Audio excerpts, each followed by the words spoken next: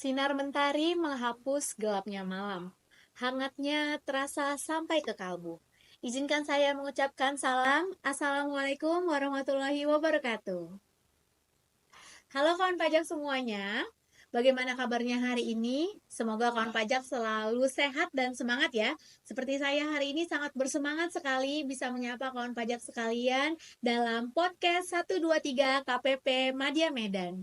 Nama saya Yunika Ambarita, salah satu penyuluh di KPP Madya Medan, dan saya di sini tidak sendiri, ditemani oleh dua orang narasumber yang ganteng-ganteng di sini. Dari penyuluh KPP Madya Medan juga ada Bang Darman Selamat pagi kawan pajak. dan juga ada Bang Winton. Ya, halo kawan pajak semuanya. Baiklah kawan pajak, hari ini materi yang akan kita bahas dalam podcast 123 adalah mengenai korteks pengelolaan SPT. Untuk itu, stay tune terus ya. Nah baik kawan pajak, seperti tadi yang sudah disampaikan, sekarang kita akan membahas mengenai korteks pelaporan SPT. Nah jadi kan sebentar lagi nih abang-abang kita akan memasuki era implementasi pembaruan sistem inti administrasi perpajakan atau kerennya tuh biasa disebut Cortex, Bang. Di mana nantinya akan ada perubahan-perubahan yang terjadi dalam layanan perpajakan. Tentu tujuannya adalah untuk memberikan kemudahan pelayanan pajak bagi kawan-kawan pajak semua nih.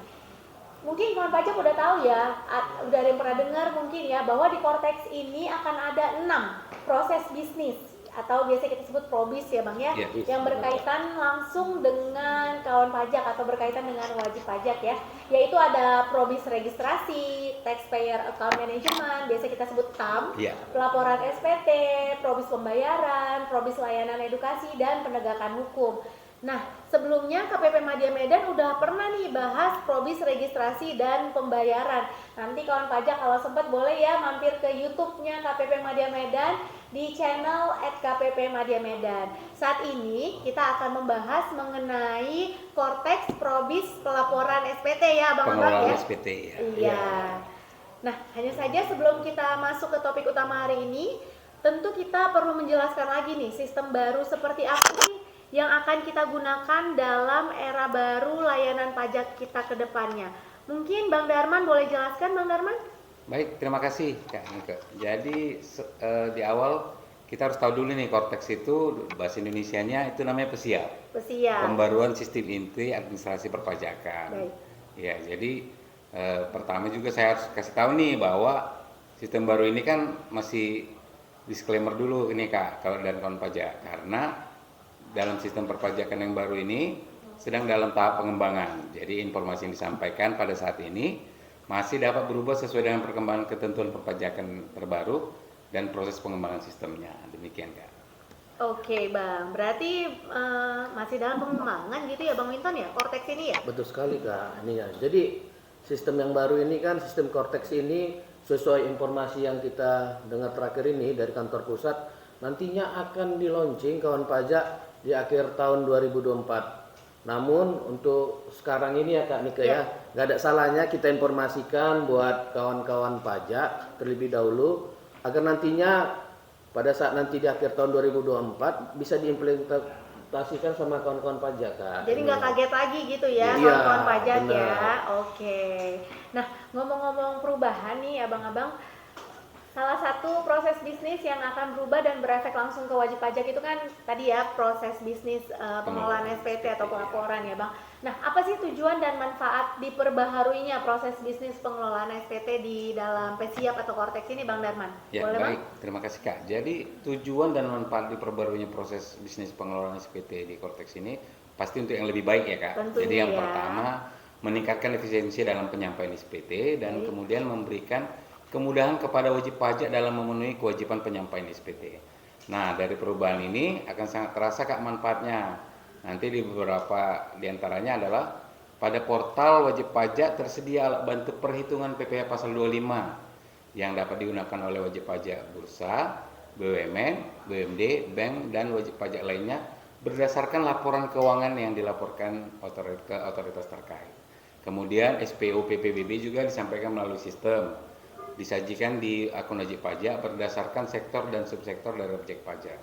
sehingga SPOP akan tersedia secara prepopulated di tahun berikutnya dan wajib pajak dapat melakukannya penyesuaian yang diperlukan. Demikian, Baik. Kak. Nah, kalau untuk SPT masa gimana Bang Winton? Ya, untuk Cortex sendiri di SPT masa juga ada manfaat dalam pengelolaan SPT ya Kak ya. Seperti kita ketahui ya kawan-kawan pajak, ini SPT masa itu kan kalau secara garis umum kan ada SPT masa PPN, ada SPT masa pasal 21, dan ada sekarang unifikasi ya Kak. Nah, jadi di sini nanti di Cortex juga ada pengembangan juga dalam pengelolaan SPT Kak di Cortex sendiri. Mungkin ini secara garis besar kawan pajak kita coba jelaskan dulu ya.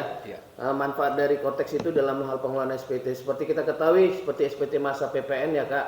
Ada PPN dalam negeri, ada pemungut PPN non PKP, ada juga pemungut PPN PMSE Kak, secara elektronik Kak. Jadi nanti di Cortex online itu ya Bang ya. Yang online yang terbaru Bang. Iya. Jadi nanti di Cortex sendiri nanti dalam hal pengelolaan SPT PPN ini ada nanti di sana nomor seri faktur atau generate nomor seri faktur pajaknya Kak. Langsung ya. Langsung. Nanti dia otomatis. Jadi kawan-kawan pajak dalam hal meminta nomor seri faktur pajak dia nanti secara online Kak. Nah, jadi nanti juga ada juga buat kawan-kawan pajak yang melakukan kompensasi Kak. Nah, terutama kompensasi pajak masukan dari masa pajak sebelumnya. Nanti di Cortex ini data kompensasi itu akan terisi secara otomatis Kak. Jadi nilainya nanti sudah otomatis tersedia. Jadi berapa nilai yang akan dikompen itu udah langsung dia ke masa berikutnya gitu ya Bang ya. Benar. Jadi nanti dia secara elektronik di Cortex nanti nilai kompensasi masa sebelumnya itu sudah ada nilainya Kak. Nah, jadi sistem ini nanti akan ada historinya penggunaan saldo kompensasi kelebihan pajak masukan dari perhitungan pajak keluarannya Kak. Nah, itu dia Pak menariknya. Berikutnya terkait pemungutan PPN oleh pemungut PPN terintegrasi dengan faktur pajak yang diterbitkan oleh rekanan. Jadi si pemotong pemungut PPN ini nanti setiap faktur itu akan terintegrasi oleh rekanan Kak, bisa diketahui di Cortex-nya sendiri. Baru satu lagi yang boleh kita ketahui, satu wajib pajak hanya menggunakan satu jenis SPT. Itu yang terkait dengan PPN Kak ya.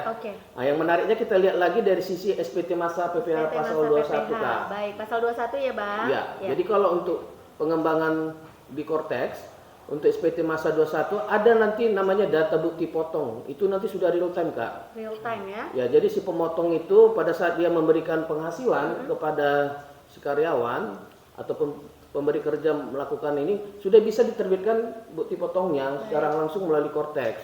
Dan sudah ada prepopulated dari database secara registrasi Kak. Itu dia Kak. Yang kedua, bagi wajib pajak yang terpusat ya Kak ya, pasti punya WP cabang Kak ininya. Untuk WP cabang dapat menerbitkan bukti potong untuk perusahaannya, untuk cabangnya sendiri. Namun secara pelaporan itu dan dibayarkan oleh wajib pajak pusat Bang. Dia hanya menerbitkan bupotnya aja di cabang ya.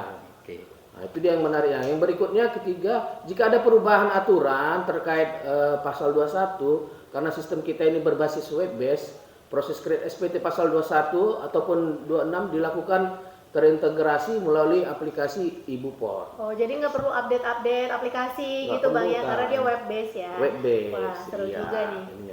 Nah, dan ini yang menariknya lagi di SPT masa PPH unifikasi ya, yang sekarang udah kita lakukan. Nanti di Cortex juga ada pengembangan sendiri terkait unifikasi. Jadi yang pertama itu yang kita lihat fasilitas yang dimiliki pihak yang dipotong akan terintegrasi dengan Ibupot termasuk fasilitas PPH DTP Kak. Yang ditanggung pemerintah. Berikutnya, pembuatan kode billing atas SPT masa PPH unifikasi terintegrasi dengan draft SPT.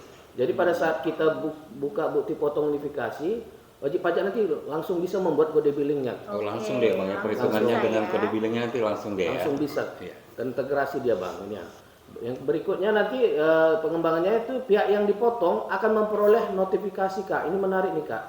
Pihak yang dipotong itu bisa memperoleh notifikasi apabila pemotong atau pemungut pajak itu melakukan pembatalan atau merubah nilainya Kak yang telah diterbitkan. Nanti langsung muncul di cetas itu ya Bang bahwa notifikasinya ada ketika ada perubahan atau membatalkan ya. Iya, jadi itu pengembangan ini sangat menarik. Nantinya bisa kita ketahui dulu lah dari sekarang terkait pengembangan ini tuh Cortex ini. masih kisi-kisi aja dulu Benar, kisi-kisi. Jadi di spill sedikit buat kawan pajak gitu ya Bang. Benar, kita bagi. Tadi makasih ya Bang Winton. Nah, tadi SPT masa tadi kita bahas ya. Kalau untuk SPT tahunan kayak gimana lagi tuh Bang Darman? Boleh? Baik kan Ike. Jadi kalau yang untuk SPT tahunan badan itu cara mengisinya dimulai dari induk dengan menjawab pertanyaan-pertanyaan yang ada di induk itu. Kemudian lanjut ke lampiran yang disyaratkan untuk berdasarkan jawaban pertanyaan WP di induk. Jadi dijawab dulu pertanyaan yang di induk, nanti dia akan lanjut ke lampirannya gitu. Kemudian laporan laba ruginya pada laporan keuangan telah tersedia format terstandarisasi dan terintegrasi pada lampiran 1 dan mencakup 12 sektor usaha. Mungkin ini kan karena masih dalam tahap pengembangan masih 12 sektor usaha. Mungkin nanti akan bertambah lagi. Iya, jadi seluruh bukti potong yang diterbitkan pun oleh pemotong akan terpopulated ke dalam SPT tahunan badan. Kemudian untuk wajib pajak OP atau SPT tahunan PPAOP terdapat satu jenis formulir SPT yang pengisian SPT dimulai dari induk dengan menjawab pertanyaan sama seperti badan tadi, kemudian dilanjutkan ke lampiran yang dipersyaratkan. Kemudian seluruh bukti potong yang diterbitkan oleh pemotong akan terpopulated juga ke dalam SPT tahunan OP. Kemudian tersedia menu pencatatan yang digunakan oleh wajib pajak UMKM. Jadi dia udah buat nanti formatnya ada di cetas itu nanti. Kemudian wajib pajak orang pribadi yang telah memenuhi syarat tidak perlu menyampaikan SPT tahunan. Begitu kan Nika dan kawan pajak. Ya, terima kasih Bang Darman, Bang Winton penjelasannya. Nah, terkait pembuatan SPT ini mungkin kawan pajak juga perlu mengetahui ya apa saja dokumen yang perlu disiapkan gitu Bang untuk pembuatan SPT ini. Bang Winton boleh? Ya menarik ya setelah ada Cortex ini ya. Jadi dokumen yang diperlukan ya sebenarnya hampir sama kawan pajak dengan sebelumnya. Tidak terlalu jauh beda. Tidak jauh beda. Jadi seperti diatur di pasal 28 Undang-Undang KUP kita ya, ketentuan umum tata cara perpajakan. Jadi kawan-kawan pajak itu pada umumnya untuk dokumen perpajakan itu pada prinsipnya kita membuat pembukuan ataupun pencatatan.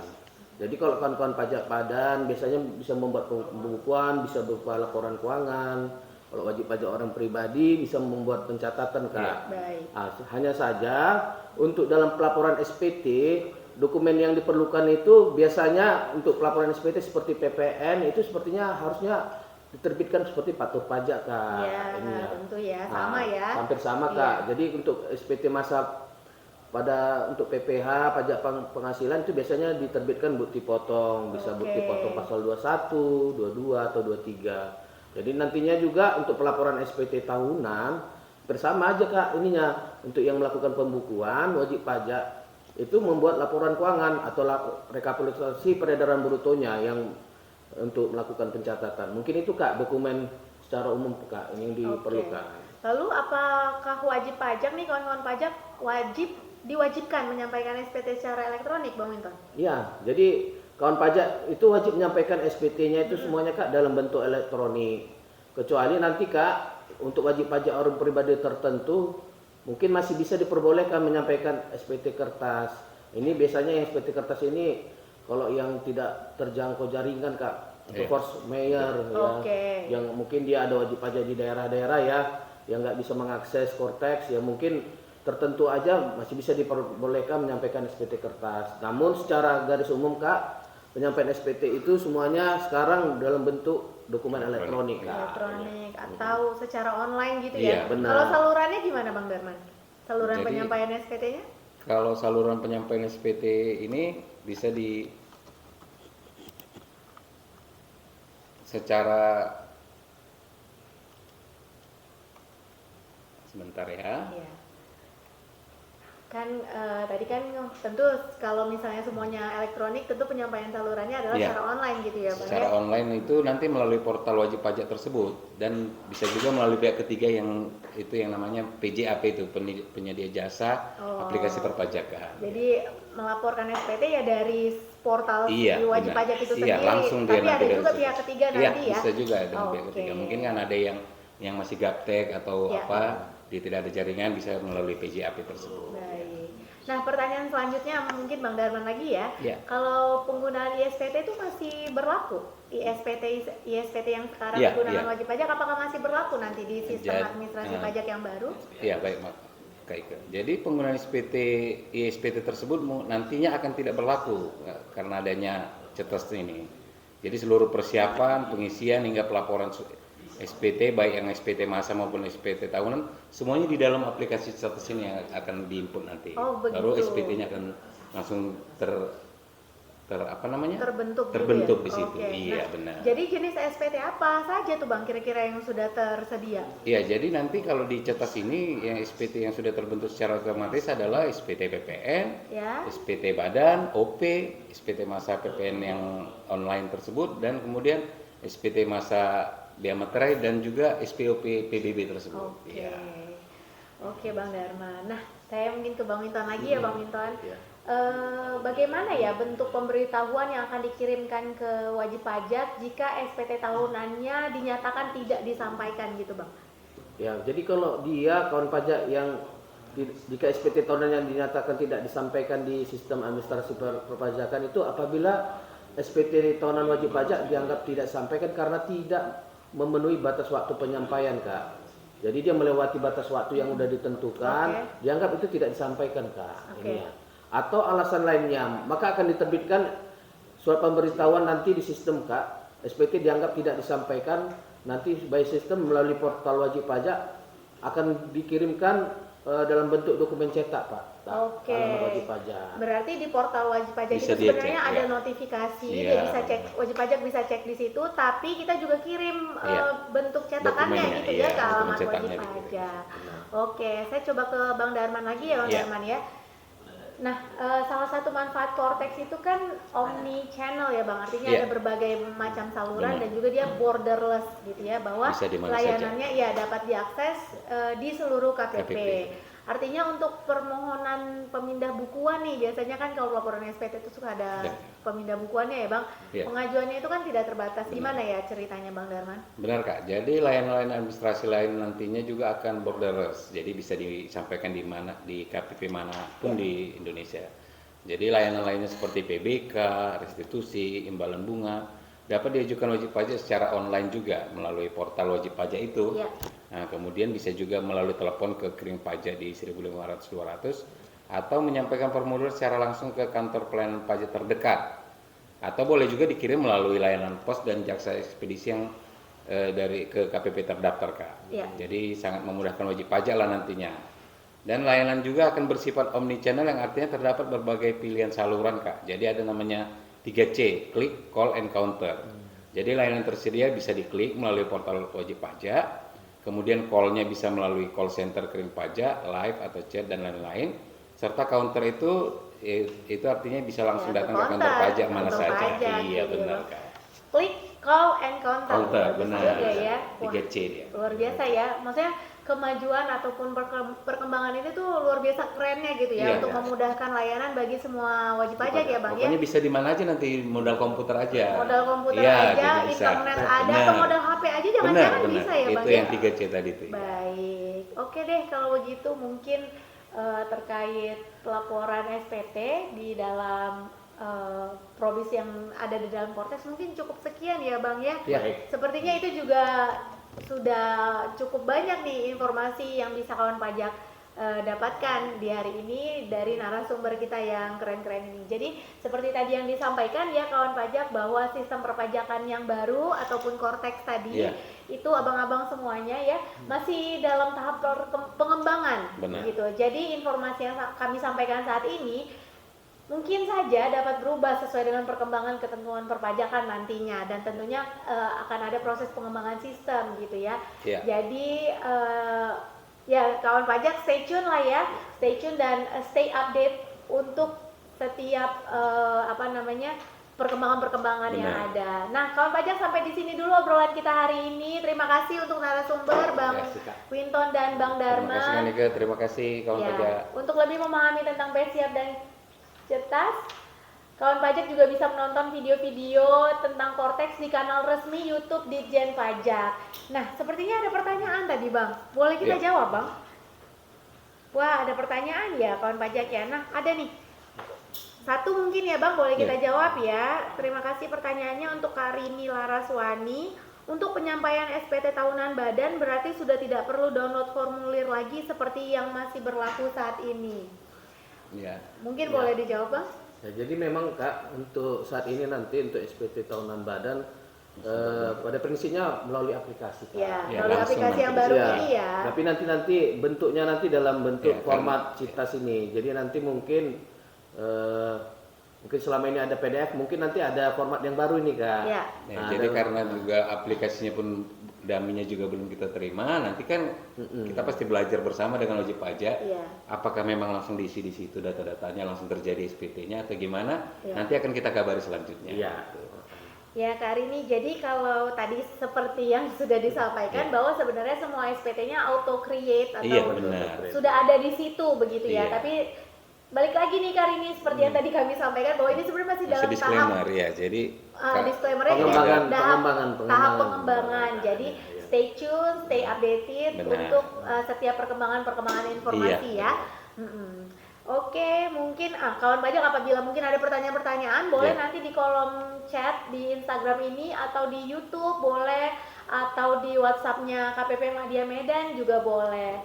Nah, akhirnya kita juga harus undur diri dari IG Live 123 KPP Madya Medan Ya. di siang hari ini. Sekali lagi kami mengucapkan terima kasih untuk kawan pajak ya, dan Ya. juga terima kasih kepada para narasumber kami semua di sini. Oke kawan pajak, sampai di sini dulu ya obrolan kita hari ini. Semoga kawan pajak jadi lebih memahami dan lebih ada gambaran gitu ya tentang sistem inti administrasi perpajakan atau Kortex dalam probis pelaporan SPT. Namun di sini kami perlu disclaimer, kami perlu sampaikan bahwa sistem perpajakan yang baru yaitu Kortex tadi itu masih dalam tahap pengembangan.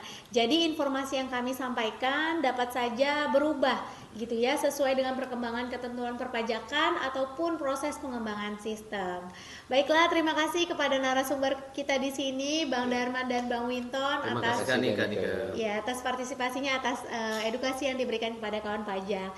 Nah, untuk lebih memahami tentang PSIAP atau CITAS, kawan pajak juga bisa menonton video-video tentang Kortex di kanal resmi YouTube Ditjen Pajak. Akhir kata, Aura kasih beli rujak. Terima kasih kawan pajak. Sampai ketemu lagi di podcast 123 berikutnya KPP Madya Medan. Terima kasih dan selamat beraktivitas kembali. Tetap semangat dan have a good day. Pajak kuat, APBN sehat, Indonesia sejahtera. Bye.